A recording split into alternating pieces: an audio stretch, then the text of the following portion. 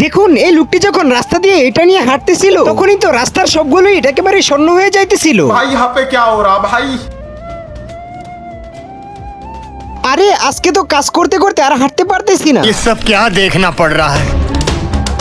আরে এসব আমি কি দেখতেছি, সবগুলো মাটির ইট একেবারে শূন্য হয়ে যাইতেছে।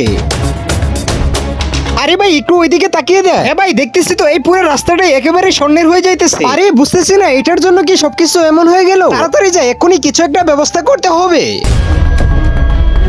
আরে এই লোকটা আবার কে, আর ওর হাতের মধ্যে এটা কি? আরে উস্তাদ আমি তো কিছুই বুঝতেছি না। আচ্ছা তাহলে তাড়াতাড়ি এই লোকটার কাছে যা আর গিয়ে দেখে আস। আচ্ছা উস্তাদ যাইতেছি। আরে এই রাস্তার সবগুলো ইটই তো একেবারে স্বর্ণ হয়ে গিয়েছে। আচ্ছা তাহলে একটা ইট তুলে দেখি এটা আসল কি না।